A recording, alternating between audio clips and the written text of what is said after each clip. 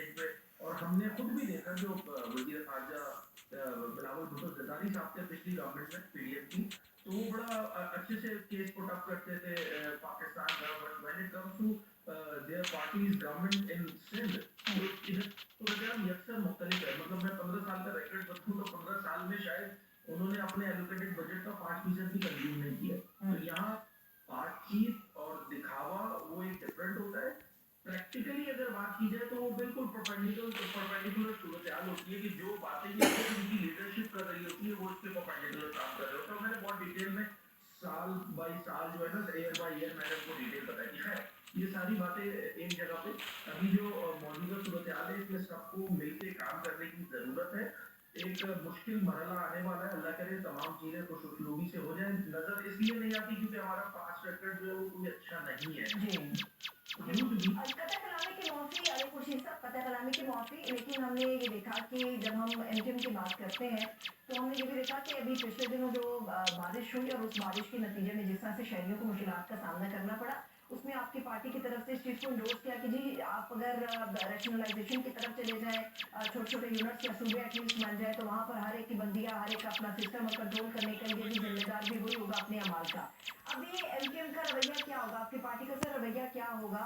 क्योंकि ये वो सूरत हाल है जिसमें यकजहती की बहुत ज़्यादा ज़रूरत है। मगर बदकिस्मती से मैं अभी सिंध की बात नहीं कर रही, लेकिन जो केपी में हुआ, जो पंजाब में चल रहा है, उसमें पार्टियां एक दूसरे की मुखालफत के अंदर प्रोपिगेट कर रही हैं बहुत सारी चीज़ों को। कोई एक पार्टी नहीं, सारी पार्टियां। अगर सिंध तक ये मामला पहुंचता है तो फिर एमकेएम, जमात इस्लामी और पाकिस्तान पीपल्स पार्टी, हम तीनों को एक साथ एक ही जगह पर देखेंगे या फिर अलग-अलग अपना अपना प्रोपेगेंडा और अपनी अपनी बातें होंगी यहाँ पे? वेल देखिए, ये सैलाबी मेला आ रहा है और उससे नुकसान, उसके जो नुकसानात है, उसका जो इम्पैक्ट है, वो एक आम सिंध के बाशिंदे पर पड़ रहा है। तो के लिए तो सारा टाइम रहता है, पूरे साल ही सियासत होती रहती है। मेरी अपनी ये है और मैं आपके प्रोग्राम की तवज्जो से ब्लैंक चेक ऑफ सपोर्ट है।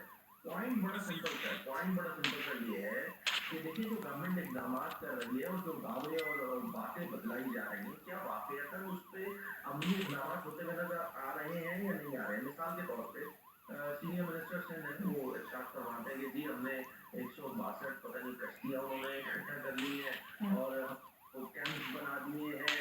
कैंप्स पे आते नहीं हैं लोग, जब हम उनको इवैक्यूएट करते हैं और तो वो अपने रिश्तेदारों के यहाँ चले जाते हैं। देखिए इस सारी सिनेरियो और इस सारी सूरत-ए-हाल में मुझे एक चीज़ मिसिंग लग रही है और वो मिसिंग ये है कि जो 30th गवर्नमेंट है, वो किस सिंध में एग्जिस्ट करती है। वो के एक पॉलिटिकल आर्टिकल 140 के तहत यहाँ पे इंतजामिया मौजूद है, वो इलेक्टेड लोग मौजूद हैं, मगर इसके बावजूद मुझे अफसोस से ये कहना पड़ रहा है कि ये जो माइक्रो लेवल की जो चीजें होती हैं उसको मैनेज करने के लिए लोकल गवर्नमेंट हमारे पास सूबे सिंध में नजर नहीं आ रही है। राइट जिम्मेदारी एक वजीर के पास है, लेफ्ट बैंक की जिम्मेदारी एक वजीर के पास है। सीएम साहब खुद विजिट कर रहे हैं, ठीक है, एग्री कि एक एक्स्ट्राऑर्डिनरी सूरत हाल है, मगर इस सारी सूरत हाल में 30th गवर्नमेंट नजर नहीं आई। तो जब 30th गवर्नमेंट नजर नहीं आती तो फिर वही वाली बातें होती हैं जो अभी आपने सवाल में पूछी कि एडमिनिस्ट्रेटिव यूनिट्स और ये सारी चीजें। जी। अब financially empowered local government system Sindh में नाफिजुल अमल और सिंध में